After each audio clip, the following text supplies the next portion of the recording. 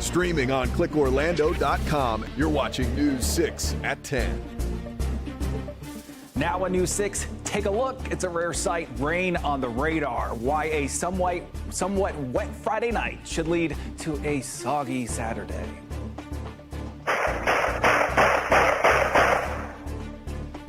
New at 10 detectives say that video shows a teen firing shots that landed in the living room of a home with kids inside. What police say led up to that scary situation.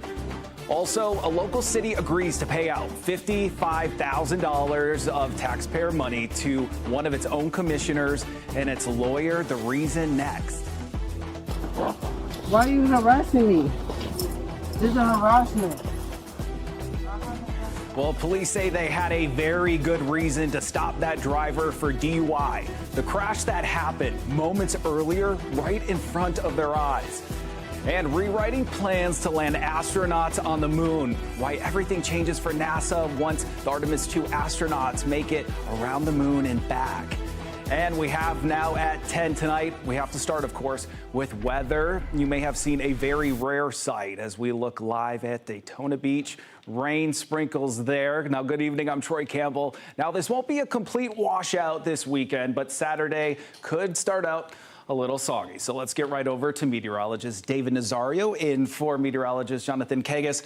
It was a very wet evening commute. It really affected the roads out there. I'm sure people, their ride home was slowed. Oh, absolutely. There were some big storms that I was tracking down in Osceola, Brevard, even portions of Ocala and up in Flagler County. You can see looking at the radar this evening, as of now, we still have one small corridor of thunderstorms in those same mentioned areas. Right around Kissimmee, the lakefront area here, you can see we're starting to rock with some thunder and lightning out there as well. That's been up and coming over the last 30 to 45 minutes. Earlier this evening, I wasn't tracking much in the way of thunder and lightning ever since I would say about 8:30 p.m. Now, as we get to 10 o'clock, I think what's still happening out here is we've got a little bit of easterly wind still coming in off the Atlantic coast with these storms trying to push off towards the east, kind of button heads right up against it. And as a result, it's starting to get a little bit more organization with it. The rest of our viewing area, you're going to be in for a treat this Friday night as we get into your very early Saturday morning. Just some light rain, some cooler weather out there as well. So if you want to crack the window like one of my fun viewers out there over on News 6 Weather at 9:30 mentioned, definitely take advantage of doing so, especially since you're going to be racking that AC bill up as we go through the month of March with how warm it's probably going to be getting as we get into the new month ahead. Now, coming up next, I'm going to talk about a severe weather risk we have for tomorrow and just how much rain we'll be getting for this weekend, Troy. All right, David, thank you. Our other top story is new at 10 tonight. Tax money being used to pay for the attorney fees for a city councilman to sue the city he represents. I'm just back from a special city council meeting in Palm Bay where the council voted to approve paying a settlement agreement with one of their own. This all started last September when Councilman Chandler Langevin posted several controversial statements deemed racist by other council members. All in favor signify by saying aye. Aye. Any opposed? Passes 4-0. This meeting is now adjourned. The Palm Bay City Council approving a settlement agreement with one of their own, Councilman Chandler Langevin. And we just decided to cut our losses with legal fees at this point. We spoke with Palm Bay's Mayor Rob Medina following the meeting, who says he stands by the legal advice the council received from the city attorney. People could question, which type of legal advice did you guys get? You made it a point to address that. You said you stand by the city attorney and the legal advice you received. That is correct, and I said it's like a medical opinion too, right? This all started last September when Langevin made several posts on X regarding Indian immigrants. One of the posts included, quote, "There's not a single Indian that cares about the United States." The post sparked vocal public outrage, with many in the Indian community turning out to speak during a council meeting. Not long after, most members of the city council voted to censure Langevin when he refused to apologize. The move prevented him from placing any items on the agenda and participating on any boards. He argued that violated his First Amendment rights and filed a federal lawsuit against the city. According to the new settlement agreement, the city of Palm Bay will pay $55,000 for Langevin's attorney fees, and neither side will admit any wrongdoing. What would you say to people of Palm Bay taxpayers who say 55 grand, all for what? This is our money. This is cutting stopping the bleeding is what applying a tourniquet, right? This is what that decision was all about. During Friday's special meeting, Councilman Chandler Langevin's seat remained empty since he didn't show up. Thoughts that Langevin didn't show up here tonight? So I'm not sure he would have been able to vote on this either way. Mayor Medina says he hopes now the issue can be put in the past. And you're hopeful moving forward, everyone's going to work together. Well, my hope is that we season our speech with grace and we move forward and we have other individuals come into our city and recognize, okay, they had a bump along the way, and let's invest in Palm Bay. And according to that settlement agreement, Langevin's attorney will officially file to drop that case within 10 days of receiving the $55,000 payment. Also very scary, shots rang out at a busy 7-Eleven in Sanford. It sent one person to the hospital this afternoon, and it left a sea of shell casings on the ground, bullets that could have hit bystanders. Now this happened along West 25th Street. That's a busy commercial corridor right off of the 417 near Martin Luther King Jr. Boulevard. Now News 6's Alex Cook, he shows us how close others came to those bullets. This 7-Eleven parking lot was blocked off for hours as Sanford police investigated. There were crime scene vans, dozens of evidence markers, and now you can even see that the front of the store's windows are all boarded up. But take a look at this. Right across the street is a Wawa, and on the other corner, another gas station. This shooting happened in the middle of the afternoon with all these gas stations full of people busy, pumping their gas, running their errands. So it could have been a lot worse. Sanford police responded to a shooting at the 7-Eleven on 25th Street at about 1:30 in the afternoon. They say they found one person injured in the parking lot. That person was taken to a local hospital, but we haven't heard yet about their condition. I saw evidence markers and shell casings around the front door of the gas station, as well as by the gas pumps. The windows at the front of the building now completely boarded up. Crime scene investigators worked the scene for hours, finally opening the parking lot back up just after 7 p.m. Police haven't yet released information about a suspect in the shooting or what might have led up to it. We will continue following this developing story as the investigation continues. In Sanford, Alex Cook, News 6. New at 10 tonight, another scary scene. Bullets landed in their living room. 3 teens, a 12-year-old and their mother were all inside. News 6 has obtained surveillance video showing that shooting in the Oviedo neighborhood. It led police to arrest a 19-year-old for attempted murder.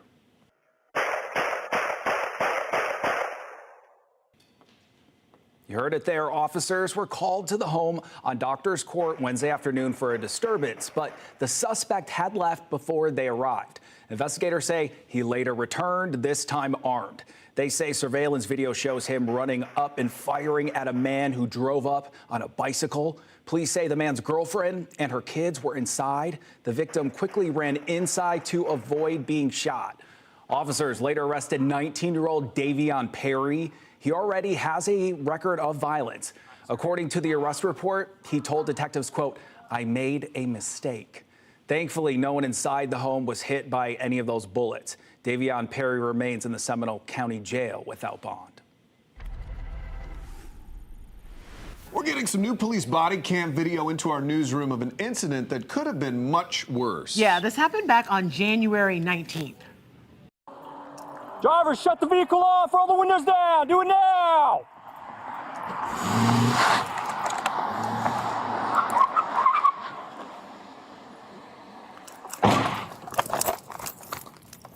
Now, Palm Bay police shut down an intersection for a crash with serious injuries. A car pulls up to their roadblock and reverses into another police car before then speeding off.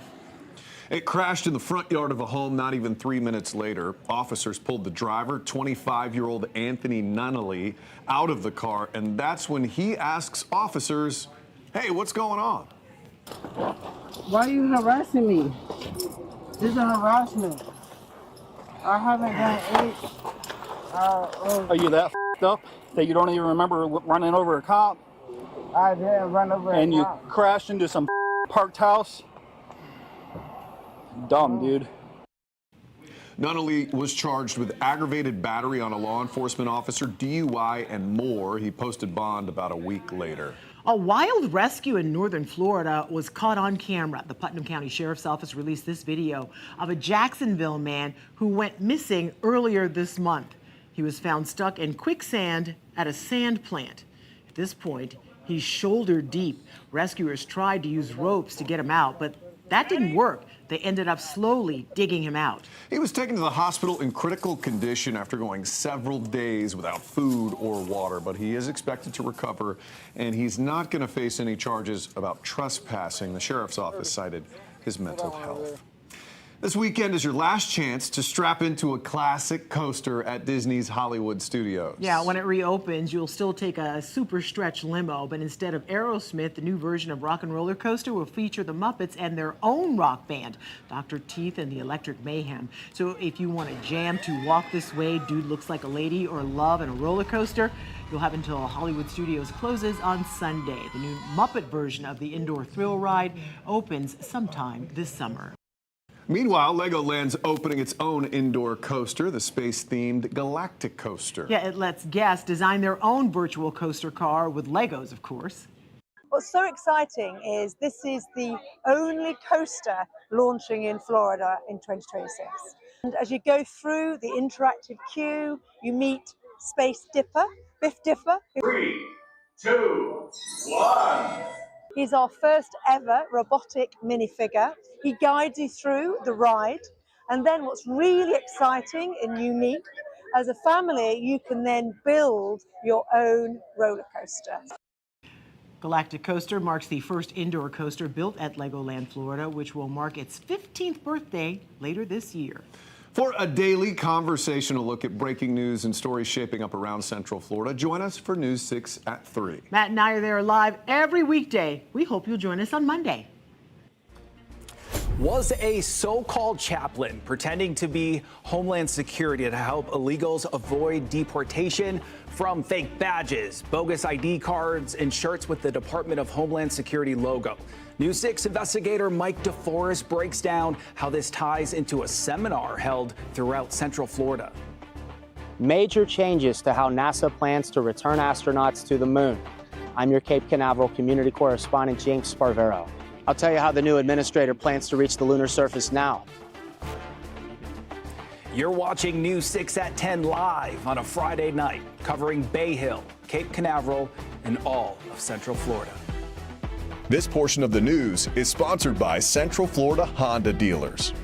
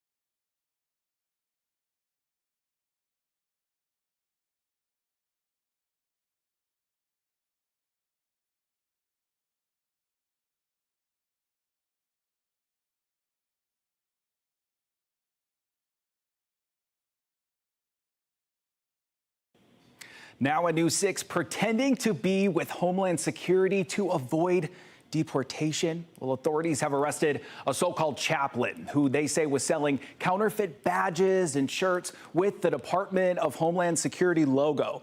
News 6 investigator Mike DeForest is breaking this story. pretending to be with Homeland Security to avoid deportation? Authorities have arrested a so-called chaplain who they say was selling counterfeit badges and shirts with the Department of Homeland Security logo. This promotional video appears on the Instagram page for the Chaplain Emergency Management Agency, or CEMA. The organization reportedly trains citizens to become chaplains so they can provide religious support during emergencies. CEMA's website claims it's an agency of the United States of America, but federal investigators say that's simply not true. According to authorities, the chaplain organization is illegally using the official seal of the U.S. Department of Homeland Security. This Instagram video shows Mario Cesar dos Santos, who's now under arrest and facing deportation.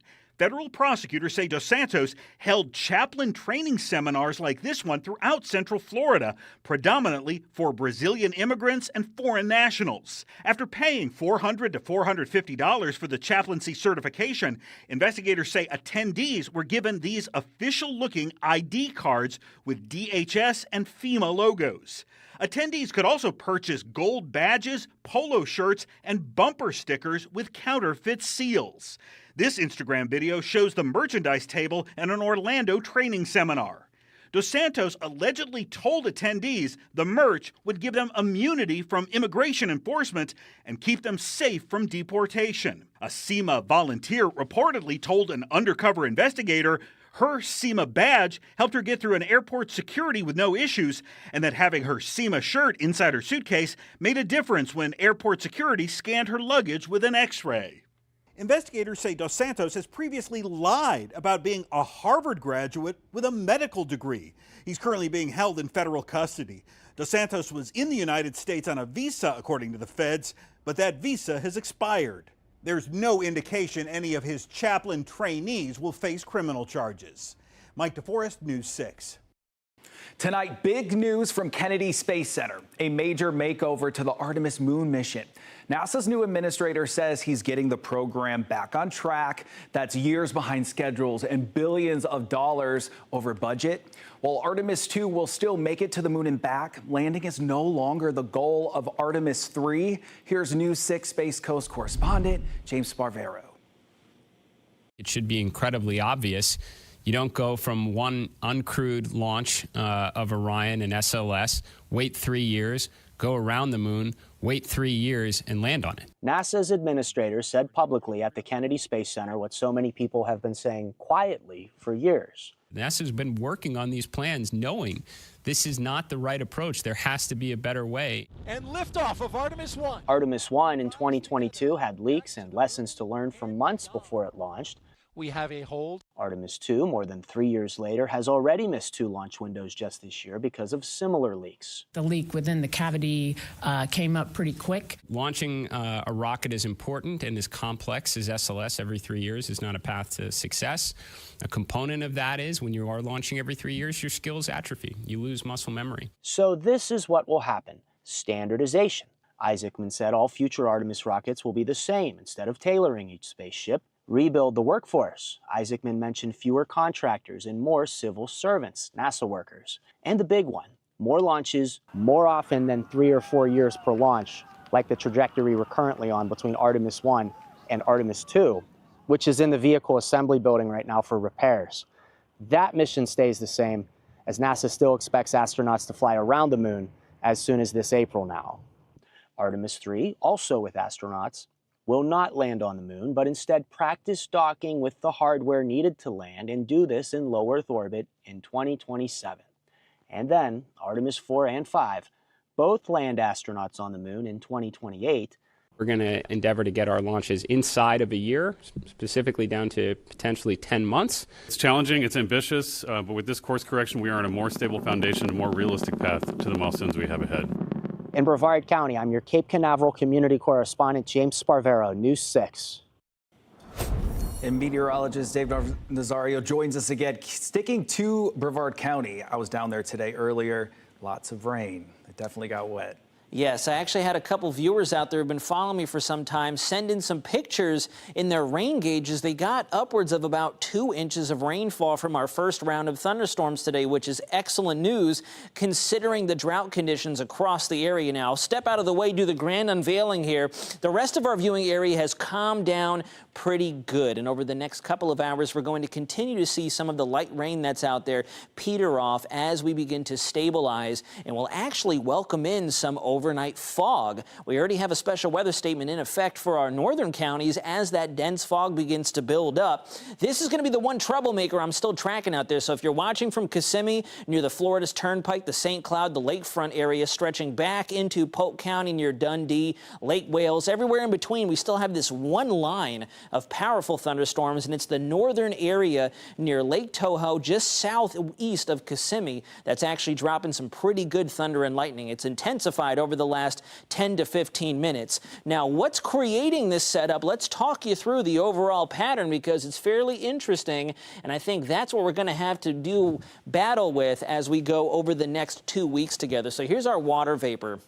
This slot of drier air, the shades of brown, the desert sand color here, back over the Gulf Coast, it's a little pulse of cooler air high up in the atmosphere, throwing some instability our way. And you can see it's pulling in a ton of subtropical and tropical moisture out of the south. So as a result, we're going to have enough leftover juice in the air to keep some showers and maybe some very isolated snap, crackle, pop of thunder and lightning out there through the night tonight. You can see up near Flagler, maybe a little bit of resurgence. I think the model might be overdoing this as we get closer to midnight. This is our stable area where fog's already building in.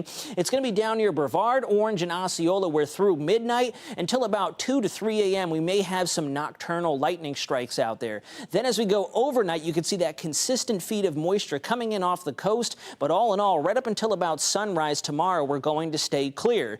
Now for tomorrow, we're going to have the lingering AM rains in some spots with the afternoon storms and a severe risk out there that we are tracking, and I'll show you what that looks like looking at our clouds and rain model. So first and foremost, here's 10 a.m. Couple hours after sunrise, we're doing pretty good.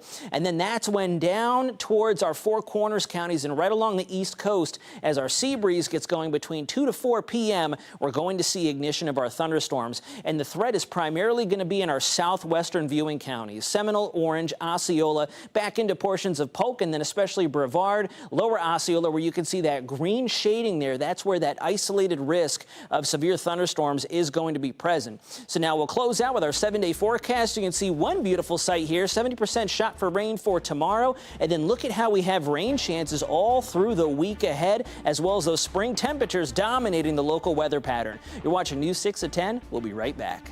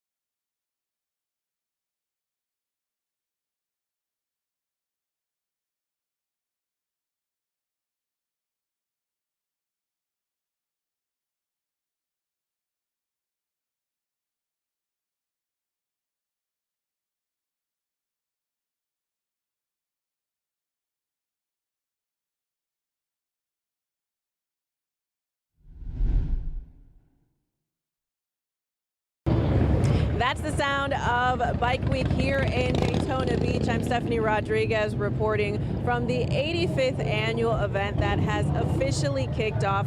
It is a lot of fun and people come from all over to enjoy it, but local law enforcement agencies and hospitals want to remind people to be safe while they're enjoying the freedom of the open road. 1 year after dealing with 120 trauma situations during Bike Week, Halifax Health is urging caution. If you can wear your protective gear and please closed-toed shoes, you're more likely to keep the parts attached to you. Dr. Janine Jordan hopes messaging safety will continue to lead to fewer injuries. The data on this is extremely clear and unrefutable. Riders who do not wear a helmet are more likely to suffer life-threatening injuries or devastating lifelong injuries. And in another effort to keep the roads safe, for the first time ever, AAA is offering its free tow-to-go service during Bike Week. The program, usually only activated during holidays, will pick up any vehicle, motorcycle, or driver and give them a ride home within a 10-mile radius. I think a lot of times you have people who are more likely to ride impaired because they're just afraid of leaving their motorcycle behind at the bar. AAA is eliminating that excuse altogether. This is also the first Bike Week that people can open carry, allowing gun owners to visibly wear their firearms. However, private property owners and venues can restrict guns. Daytona Beach Police will be fully staffed the next 10 days and ramping up its DUI enforcement. So it's our first Bike Week, but we've already had Biketoberfest, and we had no issues during Biketoberfest. I believe there was one protest that we monitored, but literally we had no issues, so I'm hoping for the same for the next 10 days. In Daytona Beach, Stephanie Rodriguez, News 6.